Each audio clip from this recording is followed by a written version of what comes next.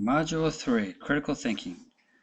It's essential to passing the NCLEX-PN.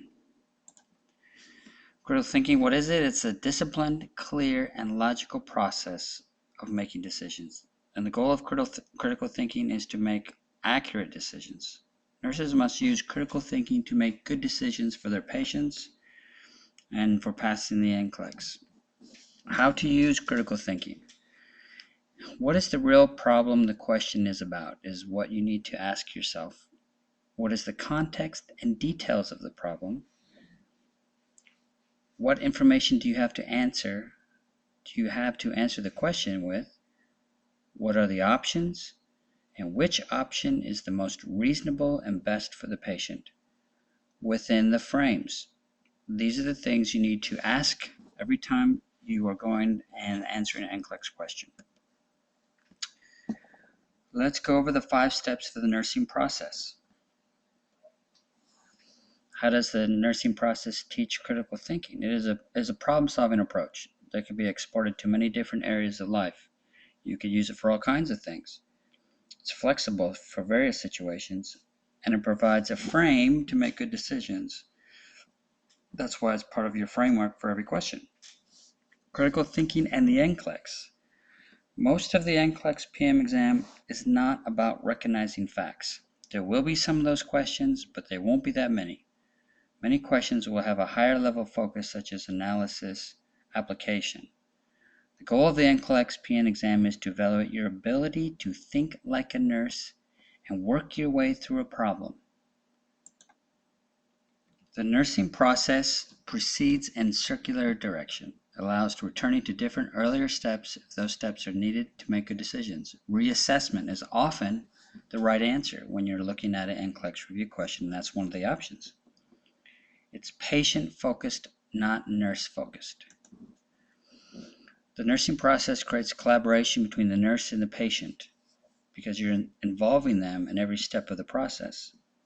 It's applicable to all ages and all healthcare settings. So, assessment, diagnosis, planning, implementation, evaluation. It's in a circular manner, and then you can always go back to reassessment and then go back and look at your diagnosis again, redo your plan, redo how you're going to implement it, and evaluate if your second assessment was correct. Assessment is the process of establishing and verifying a database about the patient, information that you've collected. This permits you to identify actual or potential health problems. So you're looking at what they have, but you're also looking at what they're at risk for. For example, risk for falls. The nurse obtains subjective and objective data. That means they look at stuff the patient said, and they look at stuff that they've actually been able to see. So assessment is basically establishing a database. You gather objective and subjective data. You collect verbal and non-verbal information from all sources. Whatever you can, the family, whoever else is there, the patient, what they say, what they don't say. You recognize signs and symptoms and significant findings. And you determine a patient's ability to assume responsibility for their own health needs. You also assess the patient's environment. Part of assessment is verifying the data. You confirm and verify observations or perceptions with additional information. If they look jaundiced, you go and you check out their lab values. You check the patient's condition personally versus equipment readings to be certain that information is correct. You always treat the patient. You do not treat the monitor. It means you look at the patient, regardless of what the monitor might say. You may be looking at the monitor that says they are flatline, they are asystole. But if they're obviously up and breathing, you know that the monitor is not correct. Sample assessment questions. In order to assess, the nurse would next, that's an assessment question. The nurse would observe for adverse reactions such as, and then it would list some. What additional information should the nurse seek from? That means what other things are you missing from the ER, from the MD of the family, whatever place the patient was or whatever family or people around the patient. The most important information that the nurse should gather now is, so that's a reassessment, the one finding the nurse is most likely to identify and the nurse would carefully observe for which of the following symptoms. So what are you assessing for? It's going to test your ability to do that. Here's a sample assessment question. The nurse is teaching a client with type 2 diabetes about dietary measures that should be followed. The patient expresses frustration with the amount of changes he will have to make in his diet.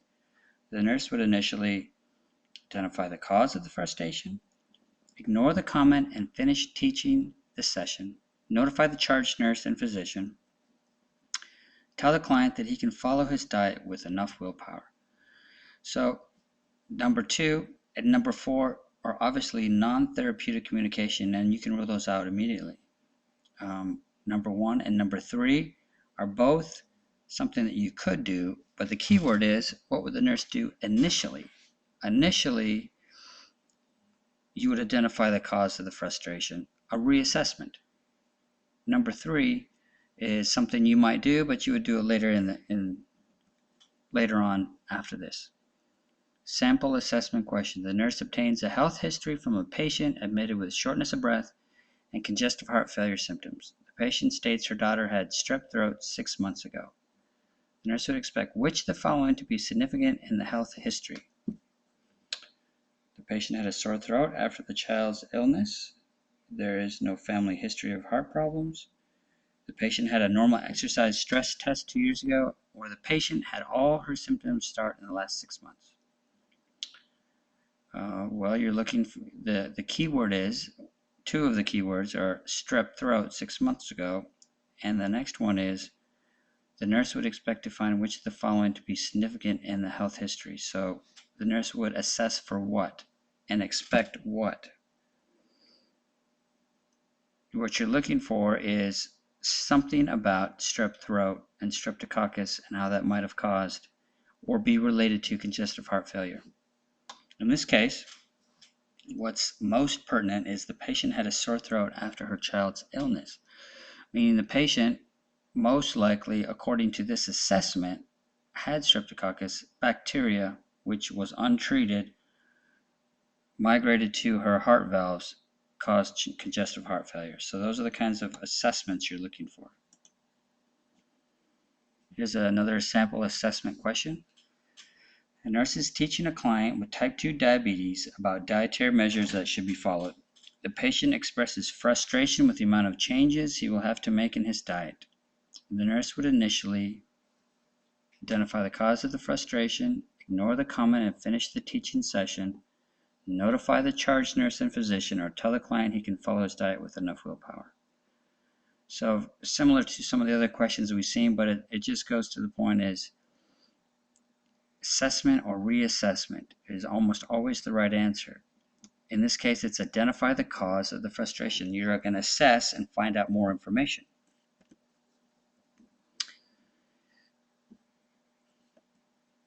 Analysis. Identify actual and/or potential healthcare needs or problems. The second phase of the nursing process, you examine the data that you obtained during the assessment phase. You must analyze the knowledge you obtained and draw conclusions about health problems. Here's a sample analysis question. The following question will be asked in the analysis phase of the nursing process. The patient's behavior indicates a nursing diagnosis of. Before administering, the nurse should check which following would interfere with the effective functioning of, or which findings indicate. All of these are things that you're going to look for if you're looking at an analysis question. Probably one of the most difficult because it requires an understanding of the principles of physiological responses. It's asking you to know about the disease states and how that affects the body. It requires interpretation of data on the basis of assessment and requires critical thinking to determine rationale for therapeutic interventions. Here's a sample analysis question. A nurse is reviewing the laboratory results of a patient with ketoacidosis. Which of the following laboratory findings would the nurse most likely expect to note in this patient? So ketoacidosis, you're looking at the pH levels, you're looking at the pH and the bicarbonate as indication of pH. In this case, you note that the blood pH of 7.3 is significantly lower than the normal pH of 7.35 to 7.45, indicating acidosis. So that's an analysis question. Here's another analysis sample question. The nurse is caring for an 86-year-old patient that was found down in her home for over 24 hours without food and water. The nurse knows that likely she is dehydrated. Which finding would indicate severe dehydration? Urine specific gravity of 1.001. Client reports dry mouth. Urine output less than 30 milliliters per hour, or periorbital edema. In this case, you note that the urine specific gravity is actually it shows that the patient is not dehydrated. The client reports a dry mouth. That could mean several things. Could mean she's dehydrated, but it wouldn't necessarily indicate that.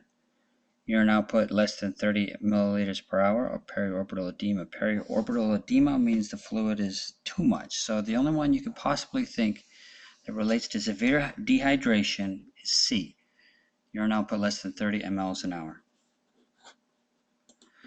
Components of a nursing diagnosis. Potential problems. Potential problems are two-part statements which describe an individual, family, or group's response to a situation or health problem. Two-part statements refer to potential diagnosis because no symptoms are available yet. Situation. A 90-year-old client is recently started on Ambien to help her sleep.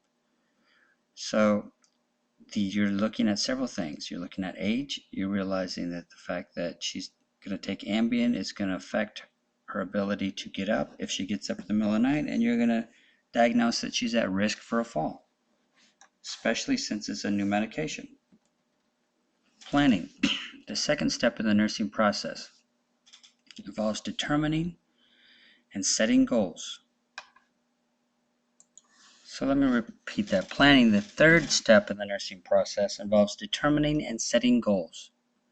Assigning priorities to nursing diagnoses, specifying goals, identifying interventions, specifying outcomes, documenting the nursing care plan. Planning, setting goals, and identifying strategies. Select nursing measures necessary for the delivery of appropriate care. Collaborate with members of the healthcare team and delegate tasks and responsibilities where necessary. Planning questions can address actual or potential nursing diagnosis.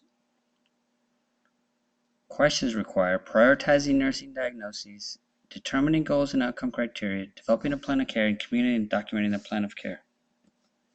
Examples. The following questions should be asked in the planning phase of the nursing process. Which of the following measures should be included in a female patient's post-op care? Which interventions is the most appropriate?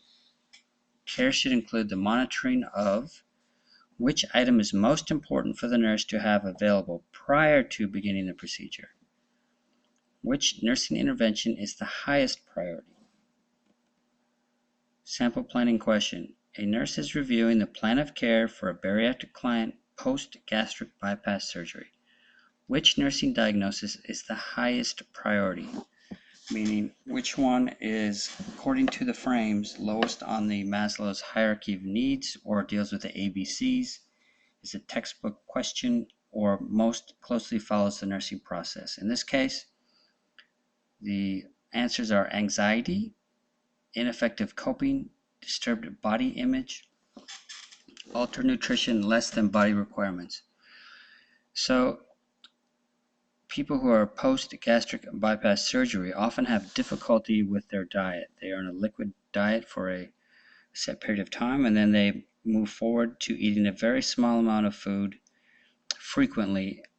And so all of these may be true, but the highest priority would be altered nutrition less than body requirements. So if somebody was not obtaining adequate nutrition, it would be more of a priority than the rest of these. Sample planning question. A 56-year-old man comes to the emergency room complaining of nausea, vomiting, and severe right upper quadrant pain. His temperature is 101.3, and an abdominal x-ray reveals an enlarged gallbladder. He is scheduled for surgery. The nurse recognizes that which of the following actions is a priority. Determining whether the patient has a history of allergies to antibiotics, evaluating the patient's fluid and electrolyte status, examining the patient's health history for allergies to antibiotics, or determining whether the patient has signed a consent for surgery. In this case, You would want to determine whether the patient had a history of allergies to antibiotics. Yes. You would want to evaluate the patient's fluid and electrolyte status. Yes. You would want to examine the patient's health history for allergies to antibiotics. Yes, you'd want to do that.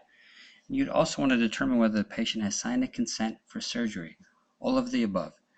But what is the priority action is evaluating the patient's fluid and electrolyte status. Remember the ABCs. C, circulation, fluid, blood. You have to have enough fluid and electrolytes to have enough blood circulated in your system. He's had nausea, he's had vomiting, and he has a fever. In this case, that would be your priority measure. Implementation, the fourth step in the nursing process that includes starting and completing nursing actions you defined in the second step of the nursing process. Assisting in the performance of ADLs, counseling and educating the patient and family, giving care to the patients. Completing your planned nursing actions. And implementation, initiating and completing actions necessary to achieve nursing goals. You organize and manage a patient's care, you encourage or assist with activities of daily living, provide comfort measures, assist patients to obtain optimal functioning, and you teach patients, families, and significant others. Implementation questions address the process of organizing and managing care, counseling and teaching, providing care to achieve established goals, supervising and coordinating care, and communicating and documenting nursing interventions. Here's a sample implementation question. A nurse is assisting a client who recently received streptokinase after being diagnosed with a stroke. The nurse checks his IV sites and notices that one IV has been pulled out and is bleeding. The best initial action is, initial being the key word, assess the client's vital signs, apply firm pressure with a washcloth, go to the nurse's station and ask for assistance, apply firm pressure using a sterile gauze. So all of those would be acceptable solutions, but the best initial would be apply firm pressure using a sterile gauze. The sterile gauzes are thin enough where you could provide enough pressure to stop the bleeding. If you used firm pressure with the washcloth, it might not be enough direct pressure to stop the bleeding. It probably would continue to ooze. You would go to the nurse's station and ask for assistance maybe after you've stopped the bleeding. You definitely would assess the client's vital signs, but you would do that after you stop the bleeding. Airway, breathing, circulation. Sample implementation questions would include which of these actions would the nurse perform first or last? The nurse should administer something or provide something. Which response would be most appropriate? The highest priority nursing intervention at this time would be, and you would pick it. The nurse's next most appropriate action would be, in the last case, would be apply direct pressure to stop the bleeding. And the nurse should now institute whatever that is. Here's the implementation sample question. A nurse is caring for a patient who verbalizes a great deal of anxiety about the flight to another hospital in 2 hours to see a specialist. Which action by the nurse would best alleviate the patient's anxiety? Tell the patient that you will spend some time answering his questions as soon as you complete your charting. Talk to the patient for several minutes and let him know you will contact the chaplain. Call the patient's wife and tell her about her husband's anxiety, or stay with the patient until he is transported.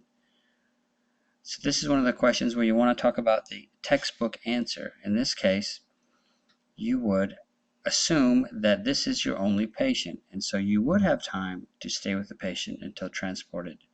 Unless it says otherwise, you have to assume he is your only patient. Some of these other things, this is where things can be confusing, is in real practice, you may do number one. You may tell the patient that you will spend some time answering his questions as soon as you complete your charting. You go do your charting, you come back 10 minutes later and you spend some time with him. But the textbook answer is number 4. Evaluation, the fifth and final stage in the nursing process. The nurse evaluates the progress towards the patient's goal. This is an ongoing process. You're doing evaluation the entire time. Measuring the patient's response to nursing interventions. Response indicates the patient's progress towards achieving the goals established in the care plan. Compare the observed results to the expected outcomes. Determine the extent that the nursing goals have been met. Determine the patient or family's understanding of the educational information that was initiated. Determine the patient or family's ability for self-care. Or determine the need for a change in patient care goals, degree of monitoring, or need of additional nursing interventions. This is where you figure out if what you were doing was working, and if not, this is where you change it. Evaluation sample question. When caring for a patient with severe asthma, which of the following observations best indicate to the nurse that the patient's condition is improving? Number 1, the patient verbalizes that he can breathe better today. Number 2, the patient's lung sounds are clear and his oxygen saturation is 98% on room air. Number 3, the patient can eat all of his lunch. Number 4, the patient's heart rate has decreased. So the key word in this particular one is which of the following observations, evaluation, best indicate to the nurse that the patient's condition is improving. In this particular case, these all are good indications, but the best indicator is the fact that he is on room air and his lung sounds are clear. So it would be number 2. Sample evaluation question. The following questions should be asked in the evaluation phase of the nursing process in order to determine the effectiveness of interventions. Which response indicates patient compliance with the nursing intervention? Which comment would indicate that the patient understands his or her medication regime? Documentation should include which of the following side effects to the prescribed medications? Which patient statement indicate a need for further teaching? And which behavior will the nurse identify as a sign of a patient's compliance with antibiotic therapy? So those are some sample things that you might see. Here's an example. A client recovering from an episode of atrial fibrillation has a nursing diagnosis of activity intolerance. The nurse determines that the patient best tolerates activity by what physical assessment? Pulse rate increased from 70 to 100 beats per minute after walking 200 feet. Respiration rate increased from 18 to 28 breaths per minute after walking 100 feet. Oxygen saturation increased from 90 to 98% at rest. Or blood pressure increased from 100/60 to 180/92. In this particular case, the oxygen saturation increased from 90 to 98% at rest doesn't indicate that he is doing better with his activity. It doesn't say anything about his activity. Along with number 4, blood pressure increased from 100/60 to 180/92 doesn't say anything about his activity. The only two that address activity are number 1 and number 2. Number 1, technically, if you go from 70 to 100 beats per minute, that's tachycardia. So that might mean that he is in fact not tolerating his activity. Number 2, respiratory rate increased from 18 to 28. That would be an expected value after walking. That indicates that he is able to walk without increasing his respirations too much. So number 2 is the right answer.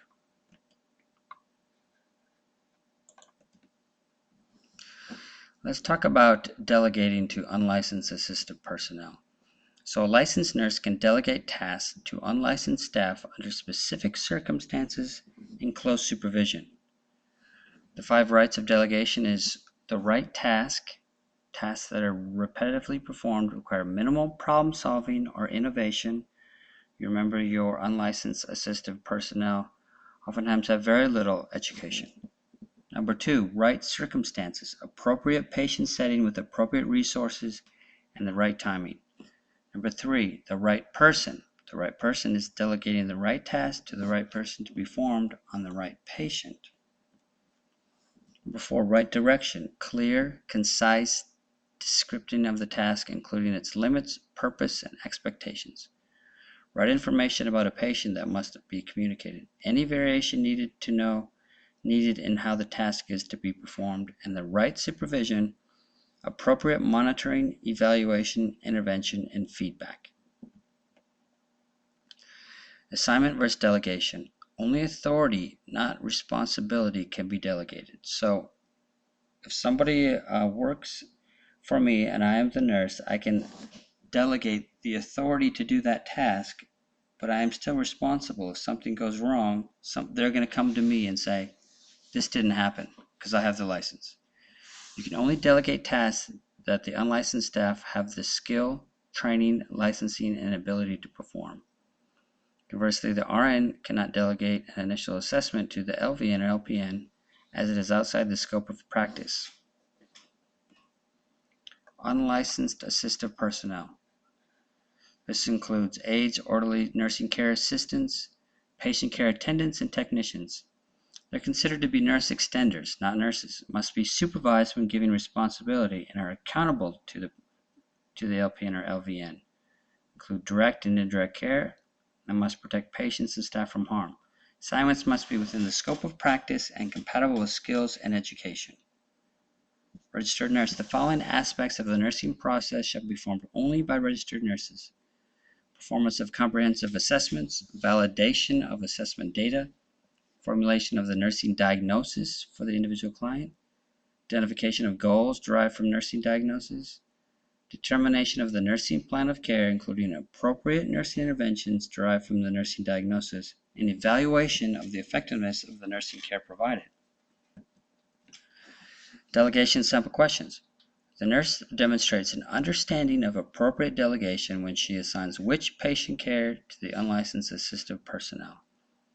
Assessing a psychotic patient, assisting the nurse with administration of chemotherapy, placing a patient in Buck's traction, or feeding a patient with contractures of the upper extremities.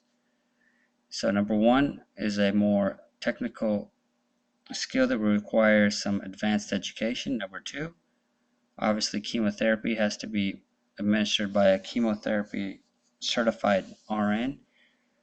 Placing a patient in Buck's traction, that's more of a technical skill that you wouldn't expect a assisted personnel to know. So feeding a patient is within their licensing, it's within their skill and their expertise. So it's number 4. Documentation.